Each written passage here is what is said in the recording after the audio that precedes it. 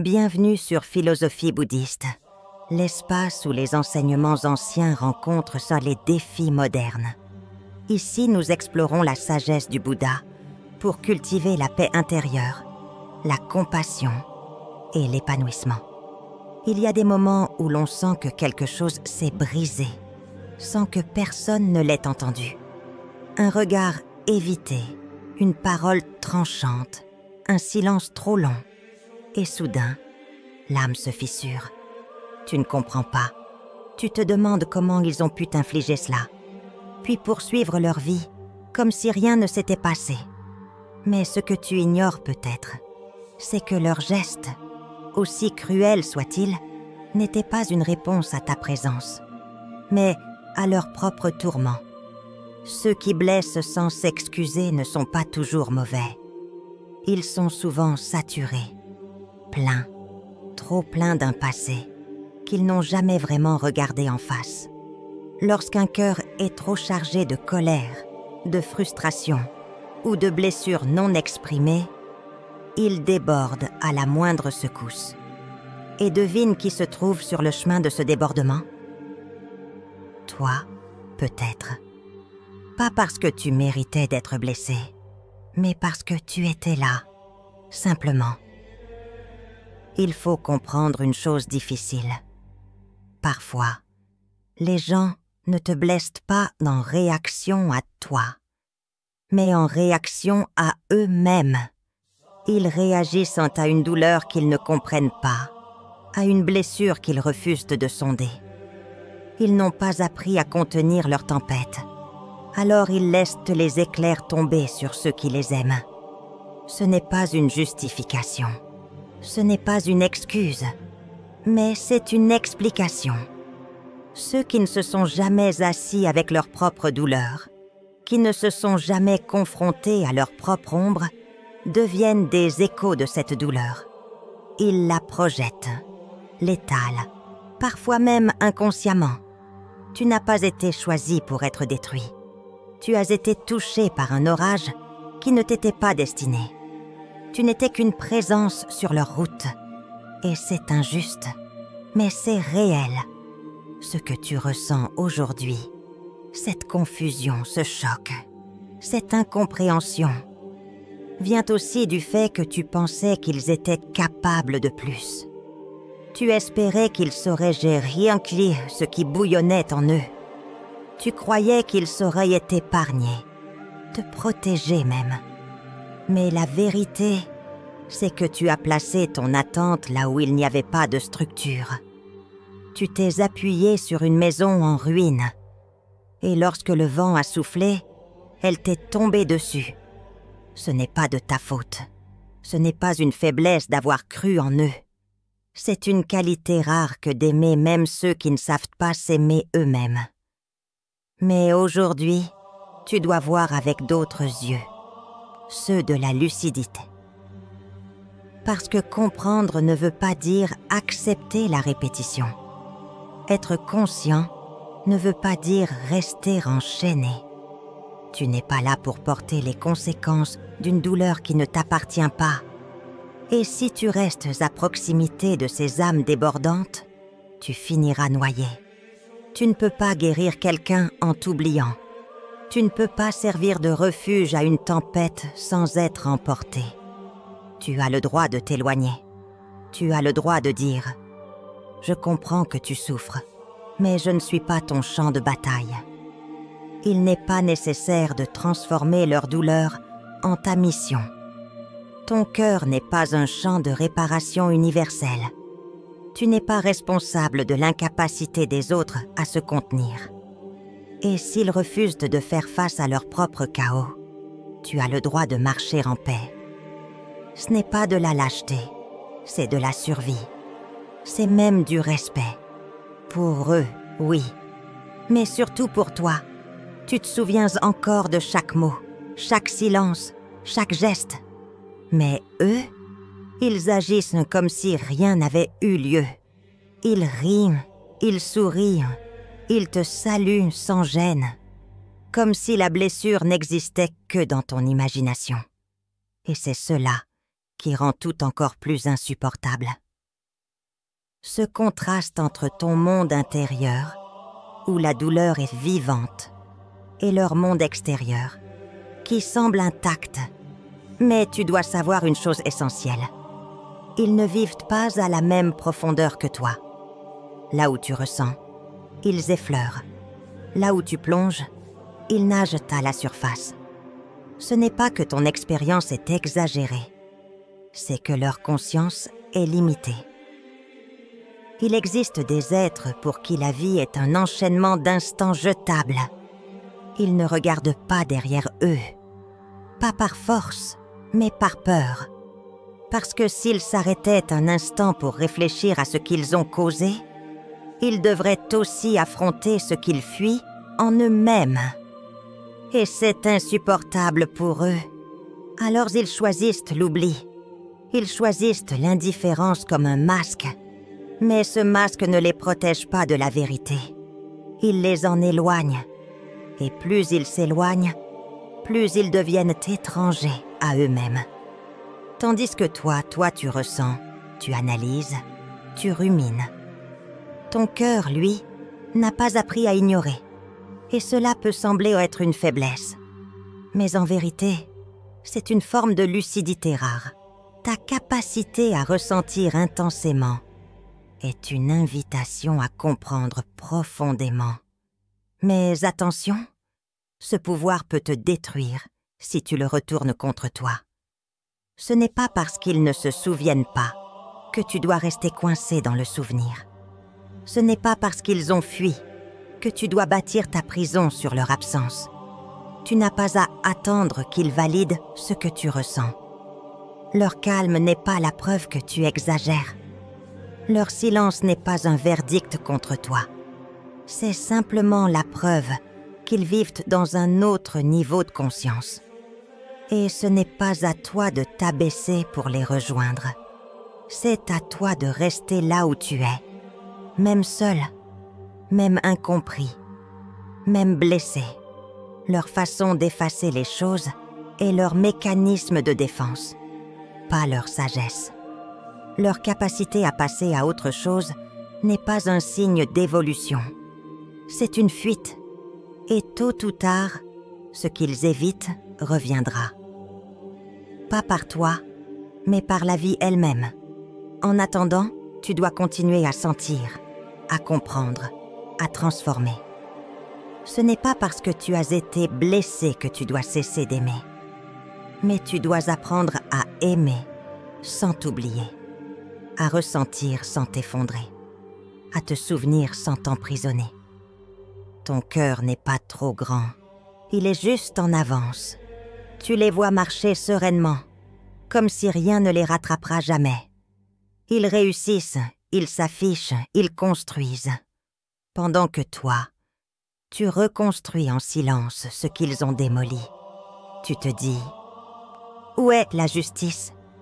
Pourquoi suis-je celui qui porte les séquelles pendant qu'eux avancent légers? Mais ce que tu ne vois pas, c'est ce qui travaille dans l'invisible. Il existe une force que rien ne peut contourner, une loi plus profonde que celle des hommes. Tu peux l'appeler justice cosmique, équilibre spirituel, ou plus simplement, retour. Ce que l'on sème dans le monde finit toujours par revenir. Pas par punition, mais par nécessité. Parce que la vie est un cercle, et que nul ne peut y marcher en ligne droite, sans en ressentir un jour la courbe. Le mal qu'ils ont causé, même s'il semble oublié, est inscrit quelque part. Pas dans tes mains, pas dans ton devoir de faire justice, mais dans l'ordre silencieux de ce monde. Tu n'as pas à porter la colère, tu n'as pas à réclamer des excuses, parce que tout ce qui n'est pas digéré, tout ce qui est fuyant, revient toujours à celui qui l'a émis. Ce n'est pas une promesse de vengeance, c'est une assurance de rééquilibrage. Et ce qui doit revenir à eux reviendra, sous une autre forme, à un autre moment, mais toujours avec la même intensité. Pas parce que tu l'exiges, mais parce que c'est la nature même de ce qui est. Ce que tu peux faire, en revanche, c'est te retirer du cycle. Ne sois pas celui qui prolonge le déséquilibre en réagissant. Ne sois pas celui qui garde la plaie ouverte pour qu'elle soit vue. Sois celui qui la soigne, en silence. Qui ferme la boucle, en ne rendant rien de ce qu'il a reçu.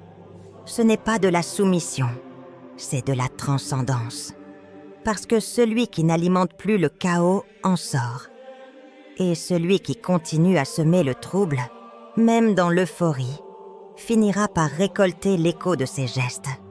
Tu n'as pas à être leur écho. Tu n'as pas à rester dans la Piayakshats pour entendre leur chute.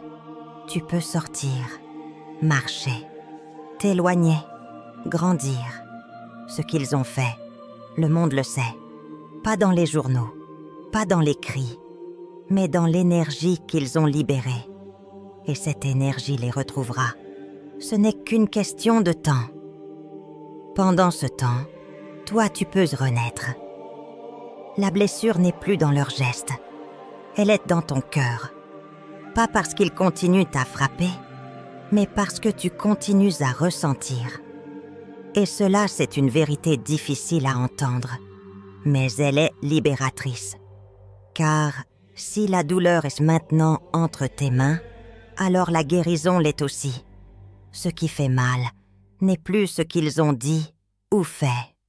Ce qui fait mal, c'est ce que tu continues à revivre en boucle. Ce que tu tiens entre tes doigts, comme un objet sacré. Chaque souvenir est une pièce dans le musée de ta souffrance. Tu y entres chaque jour, comme pour vérifier que la blessure est toujours là. Mais il faut te poser cette question. À quoi cela te sert-il? Ce n'est pas que tu doives oublier, mais tu dois choisir ce que tu nourris. La mémoire est une flamme. Elle peut réchauffer ou brûler. Et si tu continues à l'alimenter avec l'huile du ressentiment, elle ne cessera jamais. Tu dois apprendre à laisser le souvenir respirer, à le regarder sans y plonger. Ils ne reviendront peut-être jamais. Ils ne comprendront peut-être jamais.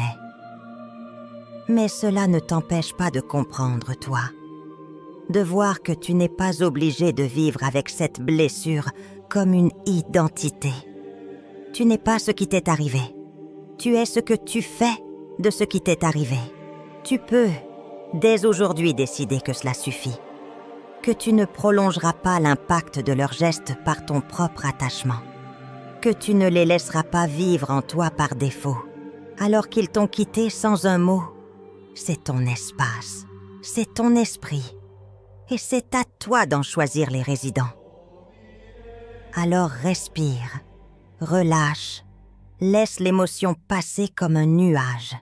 Tu n'as rien à prouver, rien à réparer chez eux, mais beaucoup à reconstruire en toi.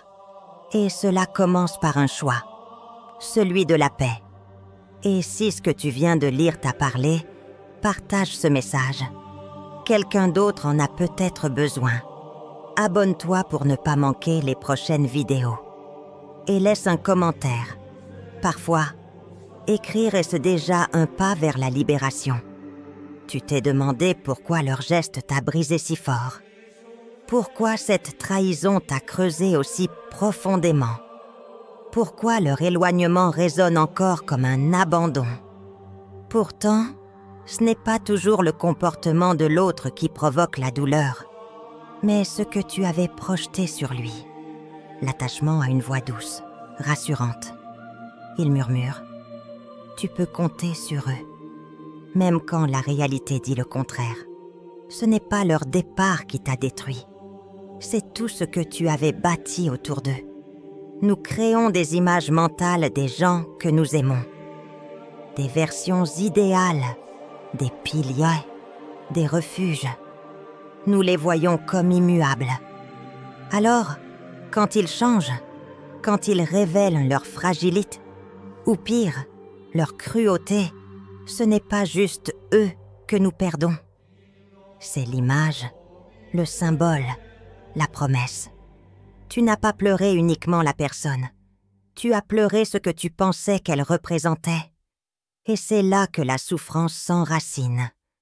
dans l'écart entre la réalité et l'attente. Tu t'étais accroché à eux comme on s'accroche à une corde au-dessus du vide. Tu espérais qu'ils te soutiendraient, qu'ils resteraient, qu'ils comprendraient, mais ils n'étaient pas cette corde. Ils étaient peut-être juste un fil, fragile, passager. Et toi, tu y avais suspendu tout ton poids émotionnel. La chute n'est pas due à leur fragilité, mais à ta dépendance silencieuse. Ce n'est pas un reproche. C'est humain. C'est normal d'attendre de la constance dans un monde instable. C'est naturel de désirer que l'amour dure, que l'amitié ne s'effondre pas. Mais ce désir devient un piège quand il se transforme en condition pour ton propre équilibre. Tu ne dois pas t'effondrer parce qu'un autre a fléchi. Tu dois apprendre à être ta propre base. Tu t'étais dit, avec eux, je suis en sécurité. Ouais. Tu les avais chargés de ce rôle sans toujours t'en rendre compte. Et maintenant que cette sécurité a disparu, c'est comme si le sol s'était dérobé. Mais la vraie sécurité, elle ne vient jamais de l'extérieur. Elle naît en toi, lorsque tu cesses d'attendre que quelqu'un d'autre t'ancre. Ce que cette blessure te montre, c'est ton propre attachement, à l'image, à la promesse, à l'espoir. Et c'est cet attachement qu'il faut regarder. Non pour le condamner, mais pour le comprendre. Parce que tu ne pourras pas avancer tant que tu resteras accroché à une version idéalisée du passé.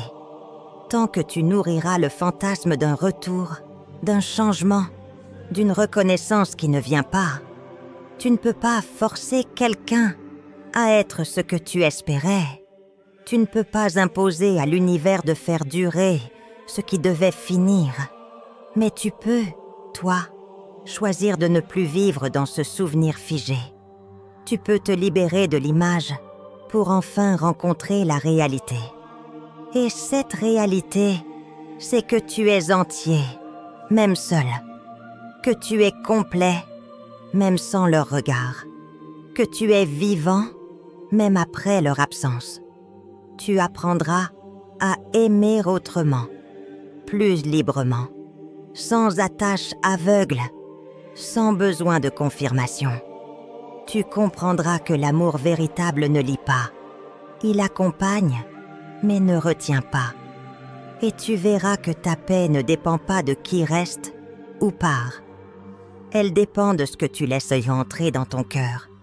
Et surtout, de ce que tu y refuses désormais. Il y a des souffrances qui ressemblent à des murs, des obstacles dressés entre toi et la suite de ta vie. Mais parfois, ces murs sont en réalité des portes, des passages obligés. Tu ne le sais pas encore, mais cette douleur, celle-là même que tu as crue insurmontable, est en train de t'apprendre quelque chose que la joie n'aurait jamais pu t'offrir. C'est un maître déguisé, sévère, silencieux, mais juste. La douleur n'est pas venue pour te punir. Elle est venue te réveiller, te forcer à voir ce que tu refusais, à sentir ce que tu anesthésiais. Elle est venue déloger les illusions, les conforts creux, les fausses sécurités. Elle t'a arraché à une forme de sommeil intérieur, à cette vie où tu croyais que tout allait bien parce que tu ne regardais pas en profondeur.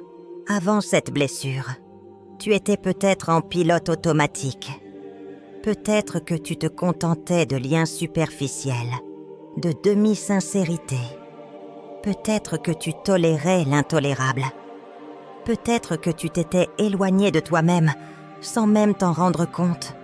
Et puis, leur geste est devenu tout brisé, comme un coup de tonnerre dans un ciel en apparence serein. Ce que tu ressens maintenant, cette douleur vive, ce chaos intérieur, est le signal que quelque chose en toi refuse de continuer comme avant. Ce n'est pas juste une cicatrice, c'est un tournant. C'est le moment où tu commences à t'observer vraiment, où tu questionnes, où tu choisis consciemment de ne plus subir. Tu ne peux pas revenir en arrière, et tu ne le dois pas. Car en arrière, il y avait l'ignorance. En arrière, il y avait la dépendance. Aujourd'hui, tu es dans le dur. Mais tu es en train de renaître. Pas d'un coup, pas facilement, mais profondément. Chaque larme, chaque nuit sans sommeil, chaque moment de doute est un feu sacré qui brûle ce qui n'est plus toi. Tu te défais de ce que tu croyais être, de ces réflexes, de ces attentes, de cette peur d'être seul. Tu t'ouvres à autre chose, à toi, à une version de toi plus vraie, plus nue, plus forte. Tu ne dois pas chercher la leçon comme on chercherait une récompense. Elle ne viendra pas comme une phrase parfaite. Elle viendra comme un changement subtil. Un jour, tu répondras autrement. Un jour, tu ne seras plus affecté par ce qui t'aurait détruit hier. Et là, tu comprendras. Pas avec la tête, mais avec tout ton être. La transformation ne se voit pas toujours. Elle se vit, elle se ressent, elle se traverse. Et quand tu auras fini de traverser, tu ne reconnaîtras plus celui ou celle que tu étais avant. Tu n'auras plus besoin d'eux pour te définir. Tu n'auras plus besoin qu'ils reconnaissent leurs fautes. Parce que tu sauras que tu as grandi, non pas grâce à eux, mais malgré eux. Tu continues à penser à eux, non pas parce que tu veux qu'ils reviennent, mais parce qu'au fond, tu n'arrives pas à comprendre comment on peut tourner la page si vite. Comment on peut oublier ce qu'on a vécu. Comment on peut agir comme si rien ne s'était passé. Leur oubli te blesse presque plus que leurs gestes. Mais ce vide qu'ils laissent n'est pas une punition. C'est une invitation à te souvenir de toi. C'est dans l'absence que tu retrouves ta présence. C'est dans le silence que tu entends enfin ta propre voix. Et cette voix te dit, tu es encore là, entier, vivant, réel. Tu pensais avoir perdu quelque chose d'essentiel. Mais tu n'as rien perdu. Tu as juste été confronté à la vérité. Tu te suffis. Le plus douloureux, ce n'est pas qu'ils t'aient blessé. C'est que tu t'étais oublié en chemin. Tu t'étais fait petit pour qu'ils se sentent grands. Tu t'étais tu pour ne pas déranger. Tu t'étais plié pour qu'ils restent. Mais aujourd'hui, tu comprends. Tu comprends que la seule personne que tu dois empêcher d'oublier, c'est toi-même. Leur indifférence est leur chemin. Mais toi, tu peux en faire une force. Tu peux t'en servir pour redéfinir tes frontières, pour bâtir ta paix, pour cultiver un amour de toi que personne ne pourra jamais t'enlever.